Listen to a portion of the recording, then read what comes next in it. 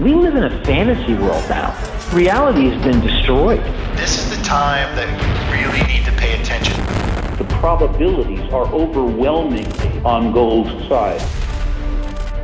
That is the best environment to see gold increase its value. Welcome to Palisades Gold Radio. I'm your host, Tom Bodrovics.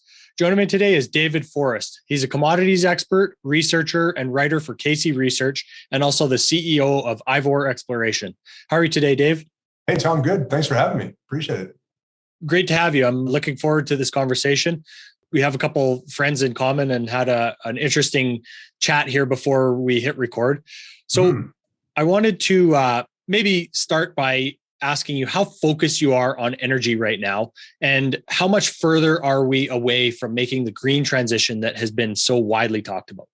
Yeah, definitely. Well, so I'm very focused on energy to answer your question. And particularly because we've been doing a lot of research at Casey Research at my newsletters that I run. So if you look over the last 100 years, we've sort of zeroed in on this, what we call the super spike phenomenon. So there are distinct periods where you get these massive super spikes in commodities. So they happen generally at the end of big bull markets in regular stocks, when regular bull markets are blowing off. And, the interesting thing is you get these rolling spikes in more or less every commodity, from metals to energy to agriculture. And we've sort of noted a pattern in those that the first thing to spike are generally the industrial metals. So when a bull market is ending, there's still enthusiasm for the big industrial trends, right? So currently right now, things like electric vehicles or 5G technology. There's a lot of enthusiasm for those big trends. And so that filters over into the metals that are associated with those. So we've seen big spikes lately in things like rare earths or copper or things like this. The next phase, according to our research, is kind of a move into energy. So as things start to get a little more dicey with the wider economy, usually you get this period of spiking energy prices, and that's kind of the inflationary push or part of it that ends up leading to a bigger financial and economic issues. So I think we're kind of in the in between there, where those industrial commodities are still doing really well. I think they'll probably do well for the next few to several months. But at the same time, I think we're going to see, we are seeing, and we're going to continue to see energy commodities, oil, natural gas. I mean, even coal, right? Coal's kind of made a comeback. We were just looking, there's some warrants on coal companies that have done phenomenally well. Companies you could have bought at a penny, listed warrants, you could have bought at a penny, which are now trading at over $100. I mean, so it's, unbelievable, right? Mind blowing. Yeah. So, so energy, I think, is going to be the second act of this. And then the third act is the precious metals, when things really start to fall apart, the precious metals have their day in the sun, but the middle act here is energy. And so that, that's very interesting to me. I think we're entering this window where energy prices, energy commodities are going to be really, really interesting. And we might see some massive spikes. I mean, in the past, we've seen some absolutely spectacular spikes in, oil particularly, but also gas and uranium, right? The great uranium bull market of the 1970s and of the 1950s. I mean, those were, some incredibly profitable times. People made a lot of money, millions and millions of dollars, which was a lot of money in that time. Maybe not today, almost overnight in some cases, right? I mean, it's really interesting stuff. Mm-hmm. Well, and to your point, this past winter, we saw an 800% spike in natural gas prices in Europe. So, right. Yeah. Do you think that we're going to be seeing more of that and in more places than just Europe? Yeah. And so the interesting thing about Europe is that people sort of blame that on Russia, right? And say, oh, well, they had a war and they're cutting off the natural gas prices.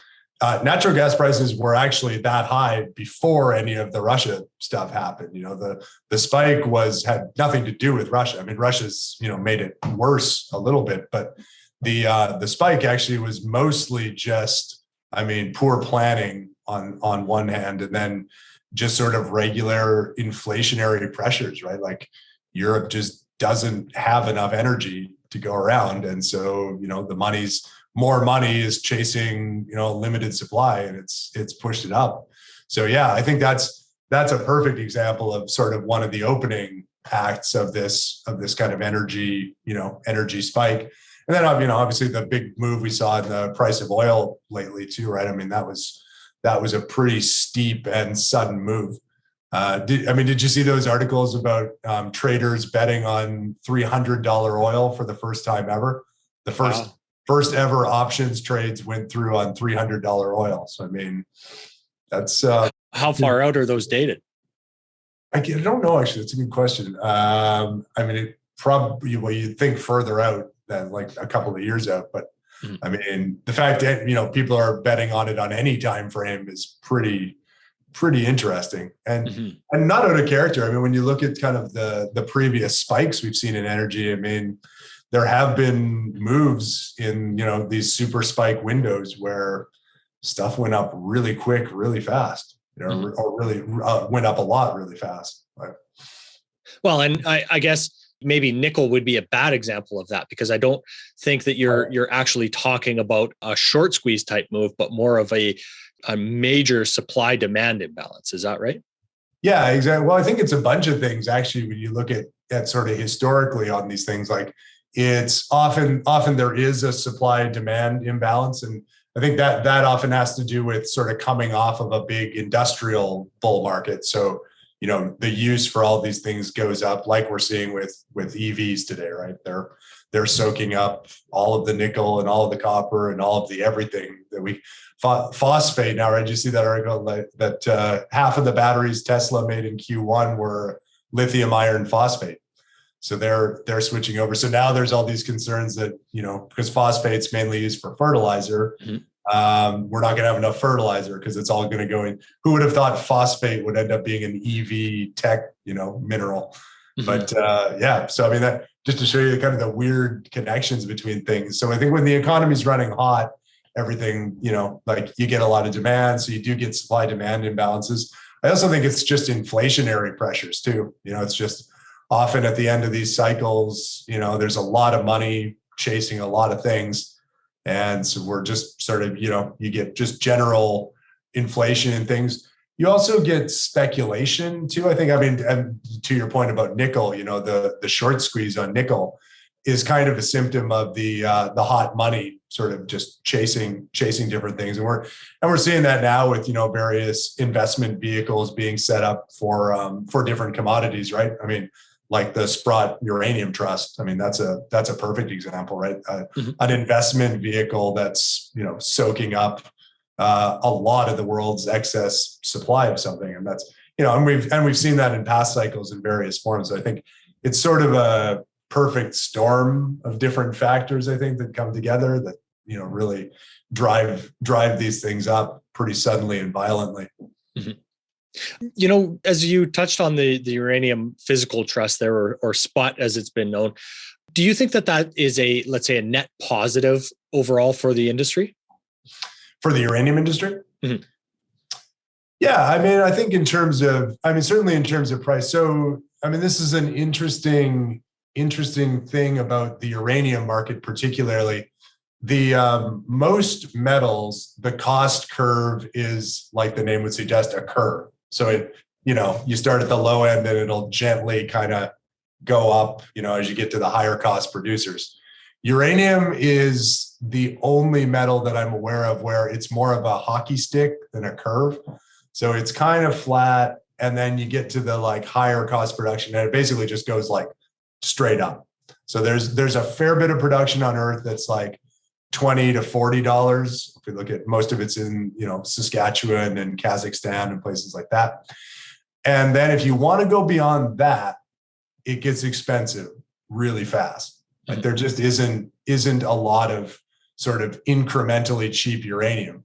So you do kind of need a push if you want to bring on more uranium around the world, you do kind of need a push to much higher prices. I think in the US particularly, most of the ISR production, it's estimated probably needs at least $60 per ton to start to be economic, So if you're looking at that environment, I mean, the something like the trust does kind of serve a useful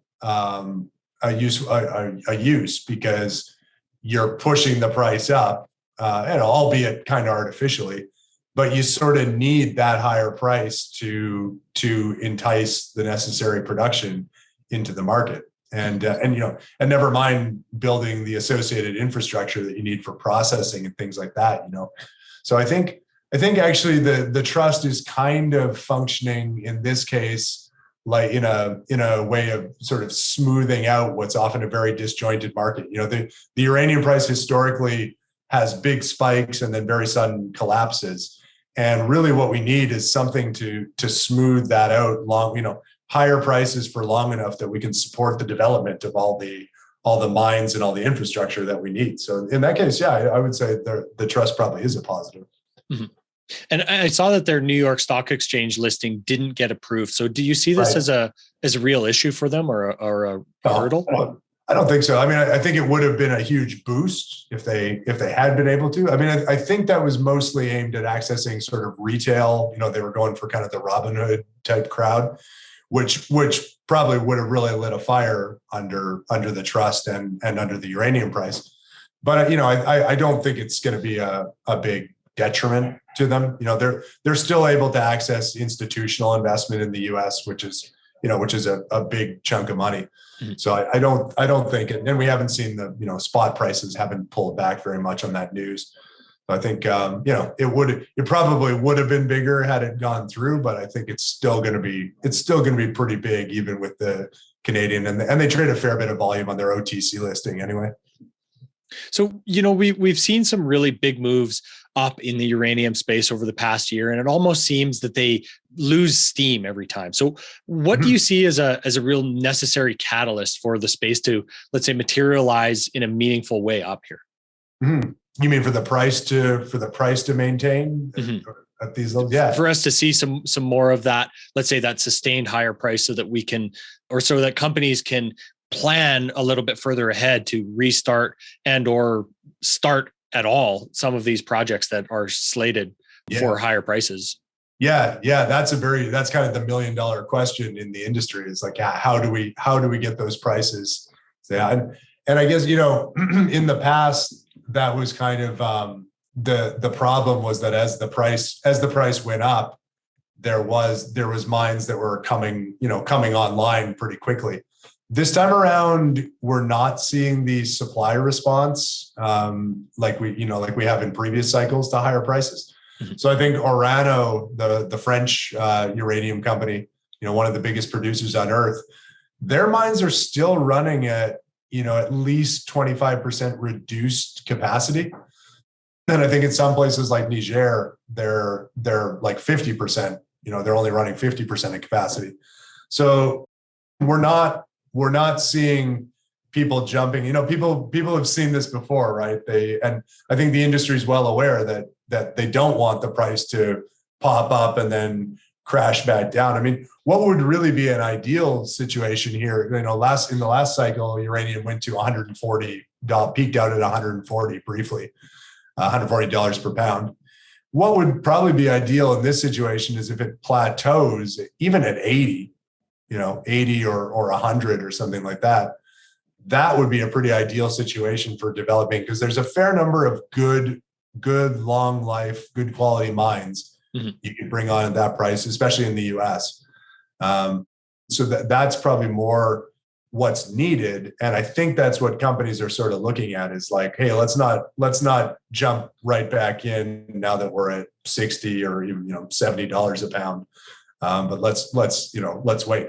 There are some X factors in that, what will Kazakhstan do? But even Kazatomprom's holding, I think they just announced too, they're holding their production steady more or less. So, nobody's really jumping at the higher prices, at least not yet. We'll see what happens if it goes to 80 or 100, but that would be ideal. I think just have a plateau at sort of somewhat higher prices than we have now. I think we're going that way. So Dave, how important is it for Western countries to start thinking about the growing trend of deglobalization and moving more towards developing more domestic sources of uranium and even the infrastructure around enrichment and the ability to, have everything on domestic soil, let's say, or yeah, for sure. Supply chain from start to finish. Yeah, I think that's. Whether or not it's actually important, I think it's something people want now. It's the knee-jerk reaction to COVID and all of the, global instability has been like, man, we really want these things close to home. And there's a lot of, on a practical level, there's a lot of good arguments to be made. I mean, like if we look at a commodity that's closely related to uranium, rare earths, right? I mean, the situation in rare earths is really bad in the US. I mean, it's and doesn't have to be. Like if you look back to the 70s and 80s, the US was one of the biggest producers of rare earths, heavy rare earths on the planet. And through a series of sort of legislative and regulatory policies, basically reduced their domestic rare earths production to zero. They today essentially produce no heavy rare earths. And all of that migrated to China to the point where now even the one operating mine that is in the US, Mountain Pass, sends its ore to China to be processed. And suddenly everybody's going, oh, wait a minute. This stuff goes into all of our most important technology, including, nuclear submarines and, bombers and missiles, but also 5G technology and EV motors and all these things. And they're going, wait a minute, we don't produce any of this in the US at all. That's, just intuitively, I think people are like, well, that's wrong. We don't want to be in a situation where, and we've seen this movie before, right? In 2010, when China threatened, did briefly cut off rare earths exports. So, I mean, I think with all of these things and with the growing importance of all these metals, definitely there's a perceived need and a real need to have these things as close as possible, especially in a country like the US, because the US has amazing geologic endowment of almost any mineral you can think of. And it's really just the policy sort of direction that's needed to bring the production back. Mm-hmm. So what are some of the other commodities that we can invest in to help protect ourselves from some of the inflation that we're seeing? We've seen stories about wheat, fertilizer, neon gas being halted as exports from the Ukraine as the conflict there is ongoing. So are these some good places to start with thinking about? Definitely. I would say, copper is what's happening in copper is absolutely unprecedented, right? The electrification trend, 186 pounds of copper in the average EV. It's just, it is absolutely incredible. And you always hesitate, you and I know, you don't want to say this time it's different, but this is pretty different, like that, having a big push like that. And not only, in the last cycle in the 2000s, we had China, right? That was the big story, was the growth of China and flipping from an exporter to an importer of a lot of commodities. That was a regional story. EVs are a global story. This is North America, Europe, Asia, this is everywhere on earth and just getting started. So, if you look at the amount of copper that's going to require, that alone is a reason to be in the copper market. And ditto, all those battery, nickel. And you mentioned the Ukraine, the invasion of the Ukraine and the Russian sanctions are a whole nother side of this, because, Russia's a big producer of nickel, one of the biggest exporters of nickel. So, with that supply being gone, same story in palladium, which is kind of an investment metal, but also an industrial metal. Mm. So, yeah, I think all of those things. I think energy commodities too. If we sort of look at that second act of this super spike that I was talking about, I think energy is going to do incredibly well. I think if you wanted a really good place to start right now, I think uranium is a good one, and natural gas is a really good one. The natural gas prices, like we were talking about before we started here, it's incredible that we're in a situation now where European natural gas prices are 5 to 10 times higher than North American gas price. I mean, that is unprecedented to have a situation where it's that out of whack. Mm-hmm. And we're now in the natural gas market's in a place where there is global arbitrage thanks to LNG. So that price disparity isn't going to last. Like we're figuring out how to get as much gas as quickly as we can from North America to Europe. And so those prices are gonna bleed over. And even if it equalizes, not even in the middle of the price range right now, but at $10 or $15, that's still a double or a triple on natural gas prices. That's going to be a big spike. So yeah, I think energy commodities are really, that's the place to be positioning right now, I think. Mm-hmm. And I mean, as part of the EV story, and this move to this greener energy cycle, let's call it, I think one of the other things that maybe not everybody thinks about as well is the upgrading that the grid needs on top of the demand just to build the EVs, right? Yeah, absolutely. Yeah, I think you're right. You're absolutely right. That's a massive opportunity, the build out. And again, it goes back to copper and, all these things. I mean, and I think now we're at a place, I get the sense, I don't know if you've seen this, that like, that's a big question on people's minds, right? Is it didn't used to be. People were like, oh, EVs are great. This is going to be awesome and everything will be electric and it'll be great. And there were those cartoons, right, of like people driving EVs and in the background, there's a giant coal plant spewing out stuff, and that's where you get your electricity from. Mm-hmm. But I think now people are realizing that. I've had a lot of conversations with sort of, like average investors and a lot of them now are going like, well, wait a minute, where's all this electricity going to come from? Mm-hmm. And so, I mean, like that EV kind of like shine is off a little bit. I think like it's still, people still realize it's going to be a huge trend and there's trillions of dollars to be made. But I mean, the kind of shining golden knight moment is over. And now people are really asking those hard questions like, well, what, where is this going to come from? And to your point, that means, you've got to upgrade the grid and you've got to think about what kind of power sources are we plugging into the grid. And I mean, another massive opportunity, I think in the next 5 or 10 years is going to be just grid management, so if you look at sort of how much power there is in the US, there is enough power to, that idea that we don't have enough power for the EV build out is actually not true. We do have enough power. The problem is that it's not levelized throughout the day. So during times of peak demand, current peak demand, you won't have enough if you've got everybody plugging your EV in. So what you need to do is levelize, the output of energy of electricity throughout the day.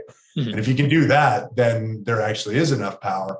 But, it's going to take some inventiveness and some new technology and, battery storage technology, which goes back to vanadium and nickel and cobalt and lithium and all these things.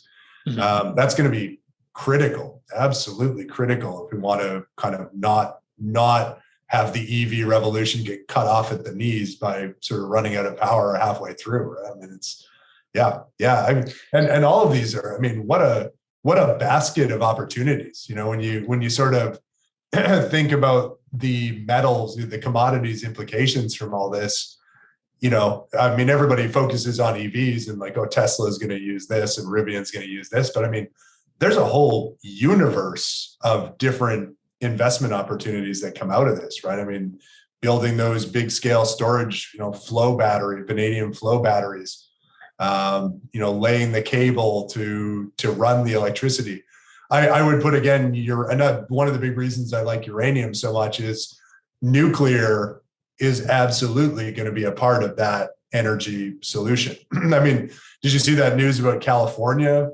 California is looking at applying to extend the life of its one functioning nuclear reactor. Mm-hmm. When California decides to embrace nuclear power, something has changed. Mm-hmm.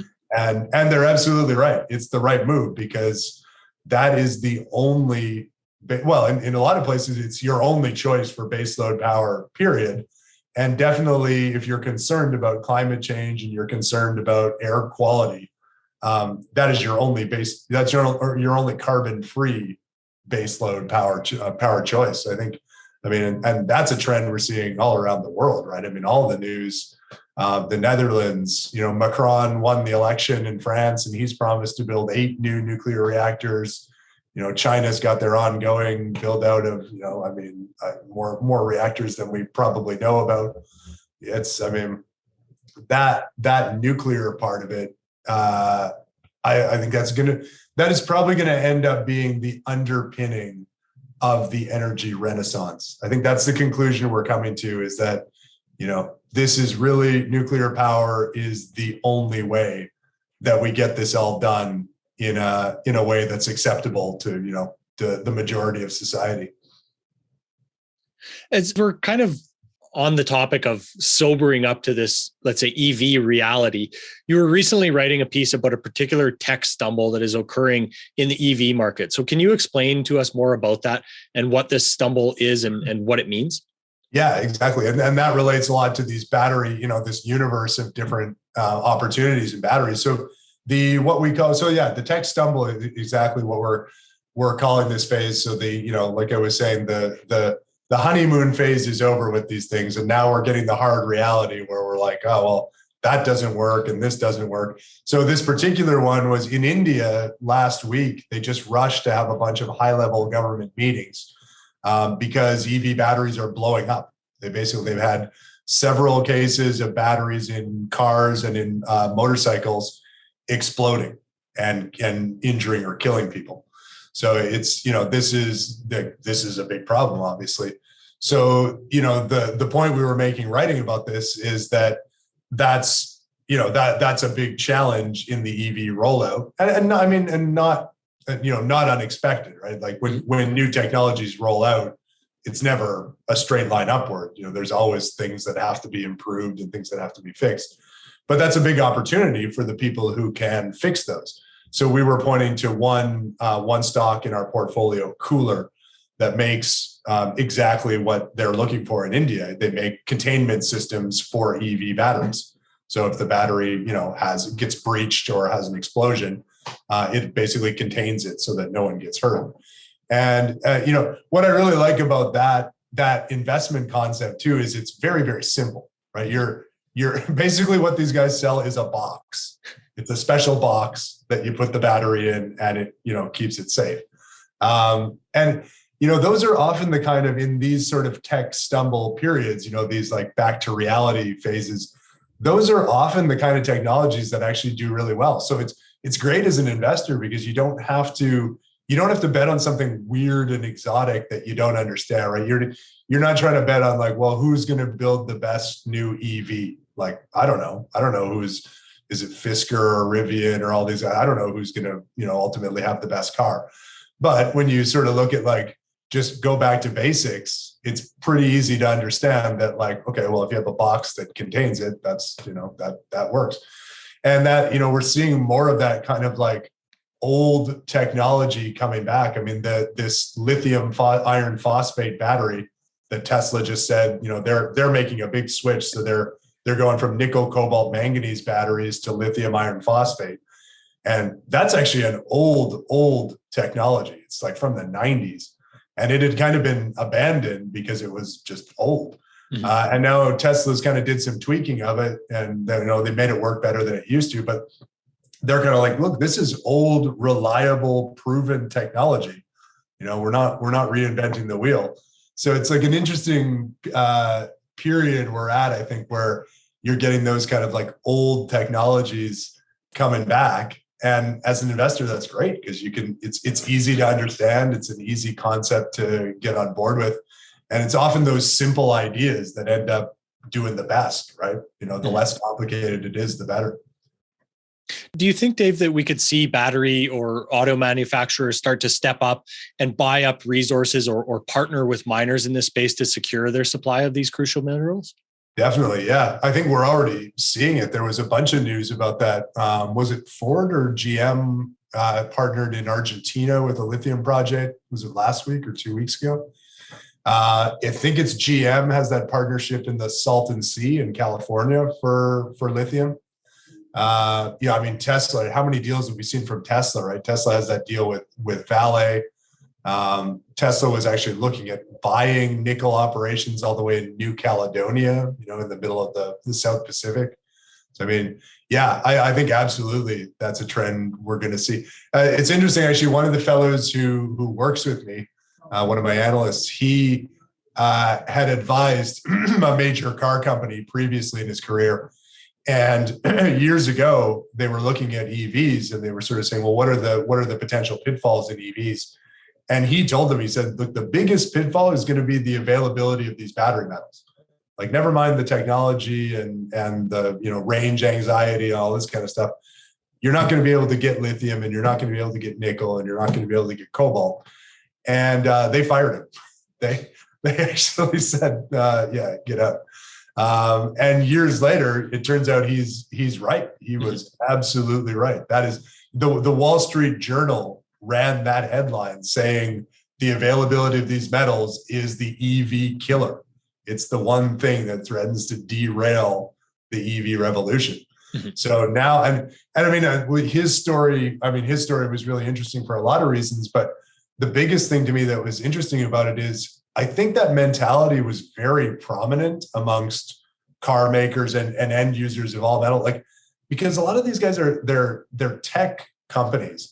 And I think in the tech business, we've kind of had this idea, at least in the last 10 years, that technology will fix everything. Metals we'll find a way to, get more metals. Technology will, there's sort of just been this magic bullet kind of idea.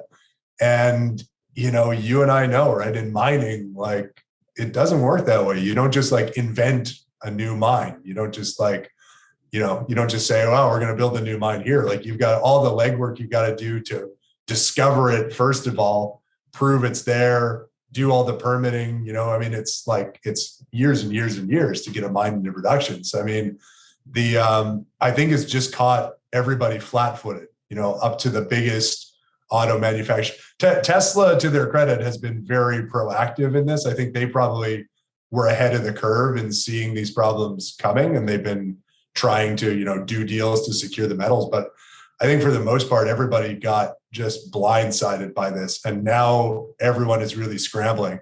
So I wouldn't be surprised. I wouldn't be surprised to see automakers and other end users investing in mining projects for sure. And I bet we'll see them invest in some pretty crazy, remember when Warren Buffett invested in extracting silver from geothermal waters, those. There's been this history of really during boom times, really crazy ideas. So we're probably going to see lithium from seawater projects and all of these kind of things. But definitely, I mean, projects real legitimate battery metals projects are probably going to get a lot of attention from some pretty deep pocketed people. Mm-hmm.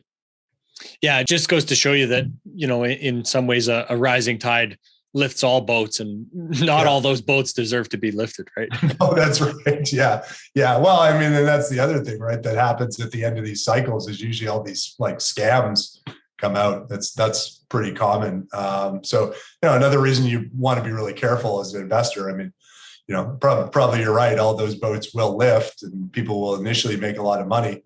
But the real winners here are going to be the people who actually, I mean, and think about the end game too, right? If you develop a new lithium mine, say in Nevada, and you prove that it works and you get it up and running, what are the chances that GM just buys you out completely, for a premium price, right? I would suspect a bunch of people would be very interested in just having a captive lithium mine. I mean, Tesla included, right? I think everybody would probably jump at that, and they definitely have the budget to do it. I mean, especially companies like Tesla that trade at massive valuations. Mm-hmm. It's a very interesting. I mean, remember that? Do you remember the lithium deal that Tesla did? What was it, about a year ago in North Carolina with Piedmont?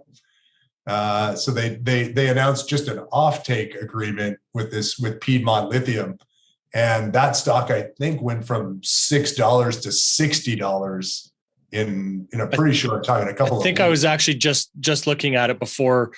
Yeah, we started recording here. I think it went from 6 to 89.